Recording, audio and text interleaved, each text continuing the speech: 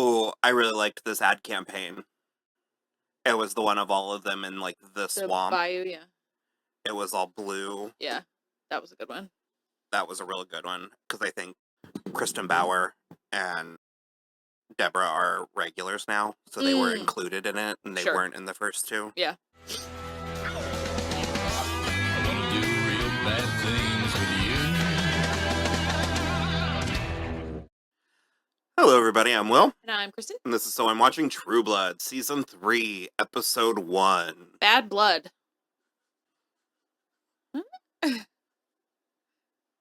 What are you dancing to? Bad Blood. The Taylor Swift one? Oh, okay. Bad Blood. Is that the movements? It's my movements. Okay, That's how I do it. I thought you were, like, doing something. I don't think there's a dance to. She doesn't dance. Well, there's other people in that video. I don't know. Zendaya phoned that shit in. Baby, now we got bad blood. You know it used to be mad love. Okay, it's been a minute. We are sorry that it took this long. It was organic, if that helps. It's just kind of how things fell into. I'm only a little sorry. We're also unreliable narrators and bad at our job because we didn't revisit season 1 or 2 you know what? or even our own. I thought about it, and instead I finished Superstore for the first time ever this morning. Did you? Yeah. Was it fun? It was good. Yeah. Okay. Don't they bring Kelly back? For just one episode, but yeah. Oh. They bring her back a lot, like, throughout, Okay. but, like, she was only in one season 6 episode. I thought about it too, although it was, like, later than it would have been, but I was like, part of the fun is, I think, kind of Totally forgetting the nonsense that happened. the culture shock or, like, the previously. temperature shock, jumping in a cold pool. Yeah. We open up immediately where we left off. Bill! Bill! Right in. Yeah. Madame! My boyfriend, he's gone. Someone took him. Like kidnapping? That is a True Blood staple. Bill had taken Sookie to the French restaurant, and he asked her to marry him, and she went to the bathroom to collect herself, and she came back, and he was gone. Why are you? So stupid. Well, because, like, 4 different people in this episode ask her if she said yes or not, and she's like, I needed a minute, and it's like, come on. If the answer's not immediately yes, it's no. When you get proposed to. Well, okay, sure, but also it's Sookie. I don't know. She was going to say yes. Yeah. She had But decided. he can't handle that. So I don't know how, it's... They absolutely should not be getting married. No. But we didn't think we could say anything because there was an open bar. So she is on a fucking mission, as she is wont to be, going all over Helen Bontemps. Yeah, as you mentioned in our watch-along, she is at an 11 the entire episode. So she's back to Bontemps. She goes all the way, because she's got to file a police report with Kenya. Who is not convinced. Not helping. Everybody is, like, also being pretty judgy about the fact that he's a vampire still, like, especially Bud. Well, and again, seconds from the previous season, so they are still dealing with the aftermath of the Bacchanalia. Yeah. And eggs being shot, which Jason did it, but Andy's taking the heat. Yes. Okay, that's what we ended on. So yeah, she goes, basically, she has to give her statement at the French restaurant, and the, like, poor lady, that's the only one lady that's working there, because Bill rented out the whole place. It's just so cringe. It's so cringe, and I can't handle it. So, she does that, she goes back to Bontemps, talks to Jessica, who is hiding the deceased trucker in the house, because she killed him by accident, and didn't just leave him in his truck. Well, she's trying to... I like this plot, actually, because it illustrates how out of her depth she actually is. Sure. Because she had a good season last season, and she was adjusting to things, but with Bill gone, I think she kind of... It reminds me of when I went to go take my driver's test and realized how unprepared I actually was. Sure, yeah. I ended up doing great, but I think she thinks she knows what to do, but she's never actually done it. And so I guess... I don't remember if they put a button on why she didn't just leave him. I guess because you don't want to leave dead bodies. She, like, brings him back. But now it's in your house. Yeah, but, I mean... That's worse. Well, if they were humans, like, if this was real, but I kind of feel like... Yeah, but I mean, it kind of is. Like, they can be prosecuted for stuff. Yeah. Well, yeah, so she tries to turn him. Also, she's it so doesn't work. freshly not human that, like... Regardless, yeah, she tries to turn him, it doesn't work. He smells, he's in the little hidey hole. Still. Yeah. But that's my point. Is like Sookie, because you were like The sun rises and sets on this episode. And Helen be gone, because she goes all the way then to Fantasia. Fantasia, which is in Shreveport, right?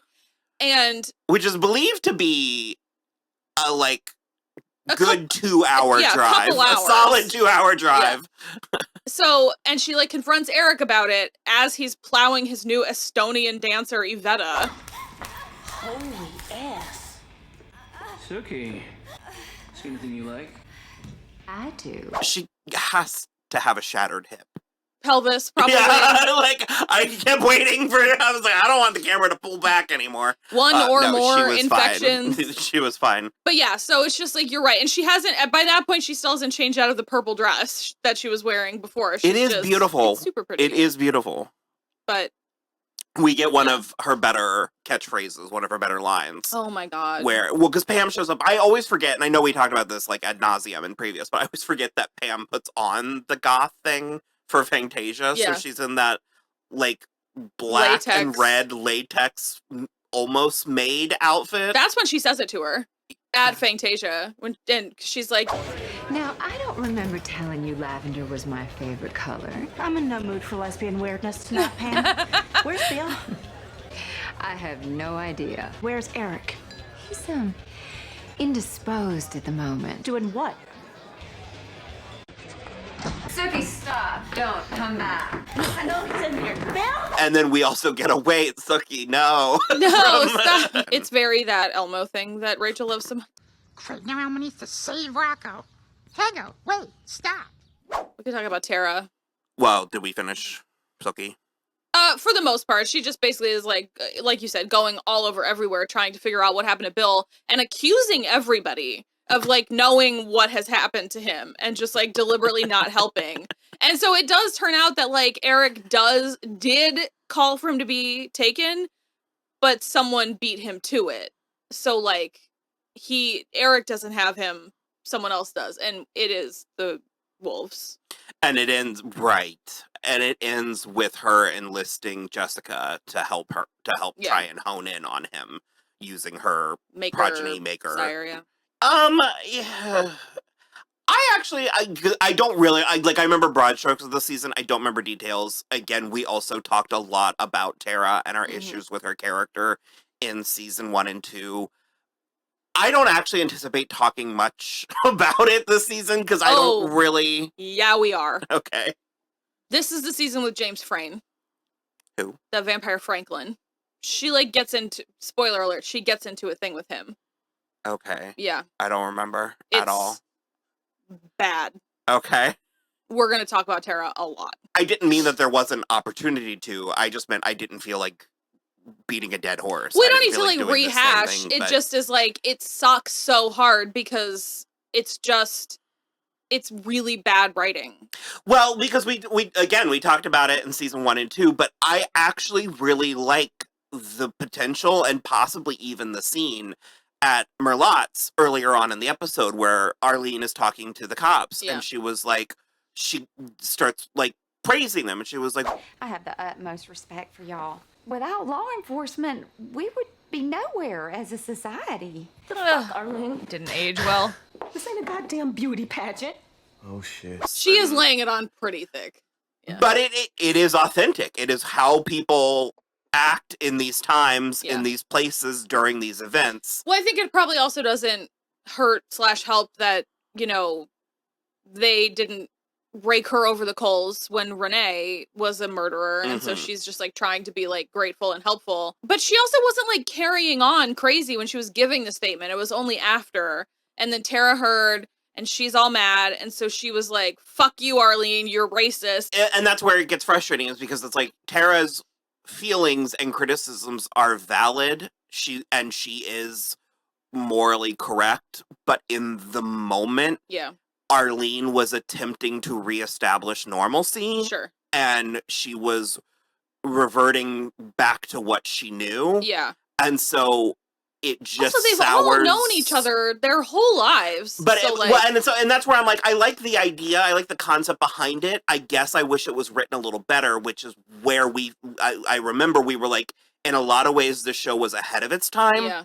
And sometimes when something is ahead of its time, it results in it not sticking the landing in some of what it's trying to do. Yeah, and Because it's like I think if this show had 10 years, I think its racial commentary sure. would be way more. Because that's the problem for me is like, I don't know if it's maybe because I know Rutina Wesley is very good. So at that point I was going to say, don't know if it's because, what's her name? Arlene?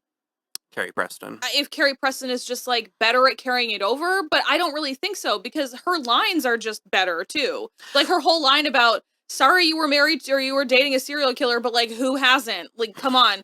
And then Tara's just like, I'm going to kill you.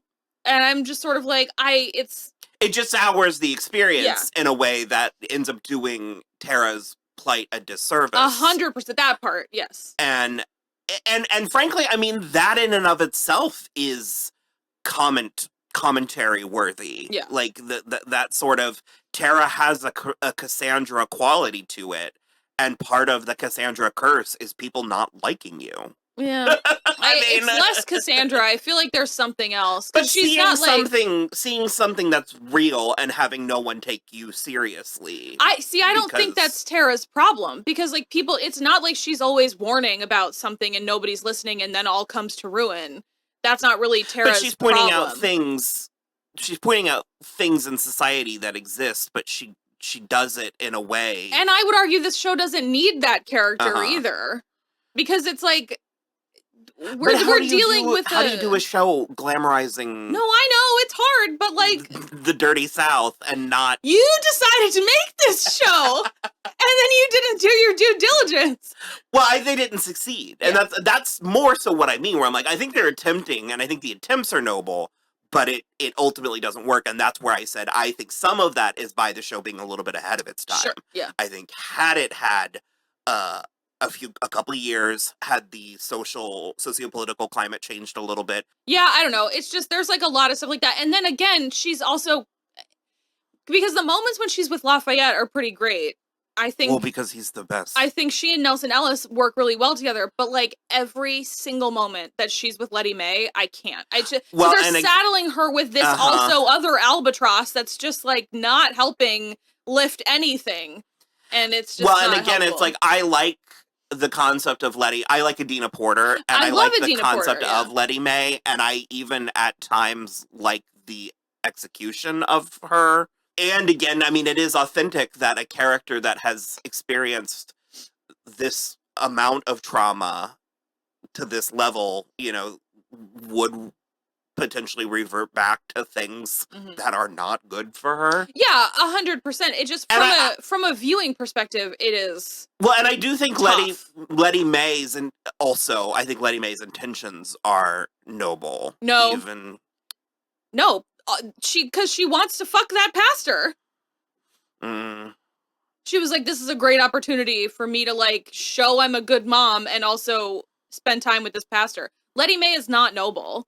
She's like not a good mom. She's not a good person, and she's fucked up herself. She can't be there for Tara. I'm not gonna fight. Well, no, she's not capable of it. Yeah. But I would put her more in that Sarah Newland grouping where it's like she doesn't know that she has other options. Yeah. So I see her as doing what she thinks is the right thing to do with what she thinks are the tools she has. It's just like, again, it's because I don't think do you think, and I mean, I'm asking you, because I give people the benefit of the doubt quite frequently. Are you saying she's more of a Mother Gothel character, or? It's not so much that, but she's kind of a narcissist, and she's probably got like a little bit of Munchausen, where it's like she's only good for anything when people can like take care of her. The Munchausen helps me a lot. So that's sort of where it's like, as long as either she or someone that she's related to is having a bad time, she gets attention. And so it's just not. It's just not. No, that's helpful, because I mean, I also do as. But I think you also have rose-colored glasses because of Adina Porter. Well, I like Adina, but I have empathy for people, especially women, who were set up for failure. You know what I mean? And so it's like, I do conflate niceness with goodness, and I know that that's not always true. She also is nice, but she's not kind. Yeah. She's nice to your face, but that's it. Well, it's only how much you can do for her. But I do think again, I promise I'm not trying to be obtuse, but I think when she tried to apologize to Lafayette, I think she meant it. I'll be back around midnight. Lafayette, I'm sorry about shooting your gun at you. Bitch, you, me, Bridge, it ain't gonna never motherfucking happen. I think yes and no. I think the problem is that this, like, sobriety is, like, teetering on a knife's edge. And she is performing it outwardly very loudly so that she can get, like, credit and attention for it. But, like, the first thing that goes bad, she's gonna pick that bottle right back up, like she always has. And I believe we do get there.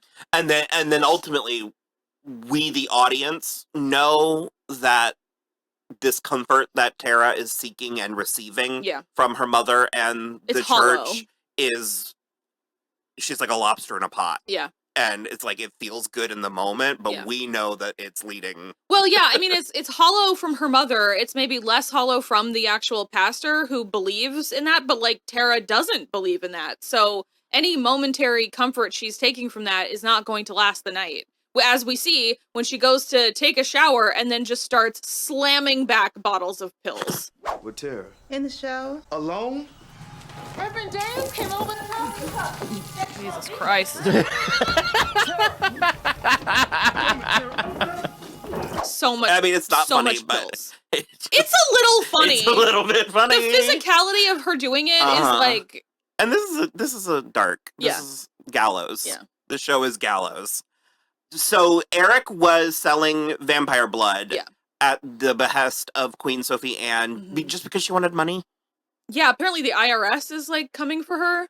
And I know we went on this, so I'm going to try and not, like, labor it really hard at this point, because I know we already did, but we are fans of Evan Rachel Wood now. I would like to see her play this role now. I think and I mean, it's a campy show, so I feel silly saying that she's overacting at this point, but I think she's actually playing it pretty close to I think that I think she was at her worst when she was just espousing the psychobabble in season like 2. Yeah. That's where I think it was a little bit too ambitious. I think that this stuff does work, and I do like, especially when she overpowers Eric. I don't care what it takes. Just move the product. All due respect, Your Highness. All due respect, Mr. Northman. I'm due a lot more respect than that. Yeah. And they did, because the effects are very hit or miss. 2000, I guess at this point, 12, 11. 2010. I love the shriek when she like mounts him. And she does it again when she jumps off him. Yeah. But the magistrate is suspicious that a vampire is selling blood, that is a vampire that's doing this, because vampires are not disappearing in order to be moving that much product, blah, blah, blah. He's narrowed in on them. He is suspicious of them. They were able to get him not breathing down their neck, but Sophie is very sort of, that's the end of that chapter. Yeah. And Eric is less convinced. Yeah, he's like, I don't think he believed us at all. And so basically he sends, and also it's like a lot of stuff in this episode was like, well, this needs to be resolved by tomorrow night. And it's like, oh, okay, why so fast? I also kind of feel like, I can't remember if this was in the show or if it was from the book that I'm remembering, but I feel like the IRS is coming after Sophie-Anne because somehow they're like charging her back taxes for like having existed. Oh. Or something. I mean, that's ambitious. I don't fully remember. If anybody does remember, let me know. But otherwise, I like don't know how she got in so much trouble with the IRS. I don't remember that, if we knew that. Regardless, so they send basically the rest of the supply to Lafayette and say, sell it by tomorrow. I'll be back for the money. And he's like, I literally can't. And then Pam. We got his PTSD. Is there a problem? No, hooker. I can't sell all this shit by tomorrow. She needs it. I don't know what it is about me that makes people think I want to hear their problems. Maybe I smile too much. Maybe I wear too much pink. But please remember that I am not a hooker. Yeah, that's the thing though. What's crazy for me about this, and it's the same where we've talked about it before with like torture scenes, where just like being meaner to him is not going to make it possible to sell this blood faster. Like, that's not gonna do anything. making him more scared and jumpy. I mean, and that's what they're gonna try. Yeah, but it's just like they've been alive long enough to know that they should know that doesn't work. But regardless, Sam. Oh God. Okay, well first, let's talk about the dream he had about Bill. How'd you find me all the way up here in Arkansas? You've had my blood, remember? Right. There's no way that was closer than just like. I guess if he goes back, he'll get kidnapped again. But Thank you. Now use your shower. Of course. There's plenty of towels in the bathroom. If you could spare a shirt, I'd be much obliged. just I fuck. really What don't is this? He just took his pants off. You could have the shirt off my back if you want it. I'll tell you what I can get. What the fuck? I don't remember this being. Oh, it is a dream, isn't it? Okay. I was like, she fell for it again. You fell for it again. I've been waiting. I literally was like, no fucking way. Unless you'd care to join me. Oh my God. Yeah. I think I would. Good. You're bright red. Can't handle it. Have a nice time. I hear the water in Arkansas. Very hard. Come. Don't answer that.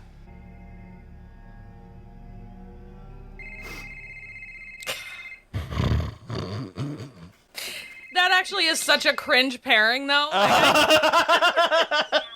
Because I forgot that Bill even gave him his blood. And for what purpose? Like, obviously healing. The end of season 2. But I don't remember why. Because he takes out Marianne.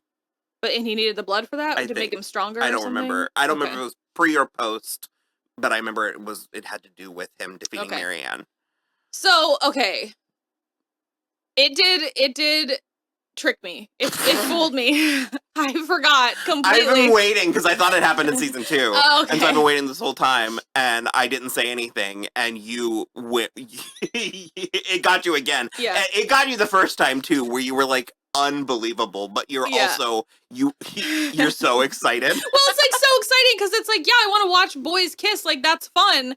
But then I was sort of like, it was too much. Where I started questioning it, where I was like, why'd you run all the way to Arkansas as opposed to back? You must have still been close to Louisiana. That would be definitely closer than going to Arkansas.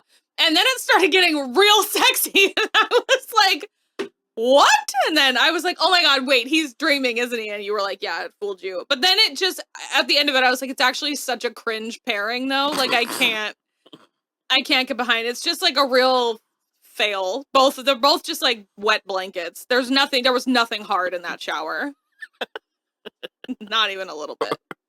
Or Jason's bedroom. Or Jason's bed. Poor Jason. Whew, that's it. This thing is softer than when I started. Yeah, I'm sorry. It's just, I mean, you're hot and all, but this is... He is still traumatized from the eggs incident. Yeah. And Andy is trying to make him... Andy's trying to, like, cover for him. And so he's like, we got a business as usual, so you got to go out there and get tail. Yeah. That's your assignment. And he's like, I'm on it, coach. We got some 2 pretty spectacular day players. This here's Hoyt Fortenberry. I like you. You're like a big puppy. Oh my God, you're so right. Sit down, pup. Pour yourself a beer. Yeah, Jen and Missy, I think Those it was. actresses were down and much appreciated. And he does sort of rope Hoyt in. Hoyt is still lamenting. He ropes him in to help with the overflow pussy. Is literally what he calls it. So gross. Because Hoyt has to live with him because Maxine told him what happened to his dad, that he killed himself, and so he like moved out and he left. But he's Maxine. also coping with losing Jessica. Yeah, she's just being kind of weird and like not talking to him and stuff, and so he basically is living with Jason now, and he goes back and I guess he's just like talking to the girl and won't even watch her play with herself. They tried everything. These girls, I have no criticisms. Like, no. They were game. Yeah. They were presumably they both charming. They both tried to give him a hand job. They both tried to get him a blow job for sure. They tried to kiss each other. We got boobies. Yeah. No notes. It was very and then they left before he could get any weirder because he kept. He said, "I keep picturing you with bullet holes in your heads," which I would leave too as well. I would brave the Louisiana wilderness before staying in that Well, they man's did house. follow in their car. They're like, "We'll follow you," because I was like, "That's better." That was a good note. We didn't finish with Sam though. Sam is trying to track down his family. Oh God, if I could get him to stop, I would. It doesn't. No, the Mickens are on here for like 2 seasons at least. I was gonna say. And we did meet Tommy. Yeah. And I remember having some patience for Tommy. I don't remember it being successful. Yeah. I think he's one of those characters that I think his potential was intriguing. Sure. But there's only so many characters that can have so many chips on so many shoulders. And it's like I'm just remembering stuff that's coming where it's like they're first of all, I get that he's adopted. I know that like a lot of adopted people want to find their birth family. But like I just sort of feel like when you found out they were evicted from their like previous rural home. Yeah. You're good. You're doing better. The worst case scenario is they're going to ask you for money, which is exactly what ends up happening. Or that's the best case scenario. Yeah. Sorry, that's the best case. The worst case scenario is that they are a dogfighting ring. Which somehow also ends up happening. Like, please. So yeah, he does meet Tommy. He does snoop through their mail and carry it around. That's a felony, Sam. Well, because it's like if he's trying to find them to learn about himself, yeah, it's like what if they can smell you? Like, I don't know. Yeah. So yeah, Bill frees himself from his captors. He one of them was Cooter. We haven't got there yet, but it's amazing. And then he actually has a really good scene with Olivia, the older lady. Yeah, that was nice. Who are you? That doesn't matter. What's your name? Olivia. That's a lovely name. I want you to have this. It's from Stanley. He came to see you. He did? He wanted you to have it to show you how much he appreciates everything you have ever done for him. He's a good boy. I have to go now. Goodbye, Olivia. And thank you. Should have kissed her. And it was nice. I would say it was necessary, and I would say it goes a long way to keeping him tolerable in a... Tolerable. Tolerable. Or toleratable. Conversate. In a place where that is wanting for the show. Well, him specifically, too, because we're, like, getting to a point where he's, like, too much of a wet noodle, and then it's, like, but we're about to find out a lot about him that's, like, dicey as well, so you're right. Like, having that nice scene with the old lady, even after he bites her, is nice. It's good. Because he left her in better condition than when he found her. Yeah, he gave her a lot of money. Also, Terry Belfleur is, like, having a really... He is just, like, only on the sunny side of the street. He's trying to, like, comfort Andy, and he's like, the first kill is always the hardest. He actually did a really good job. It would be a fantastic job if Terry was having any of those emotions that he thinks he is. And then Arlene is all over the place because she has realized that she is pregnant because she can smell cinnamon in the chili. So, yeah. Wow. This show. I love it so much. Okay. I think, yeah, that's mostly it. We're gonna watch Beautifully Broken, hopefully. Okay, but we do get Russell in the next episode. Sweet. Bye!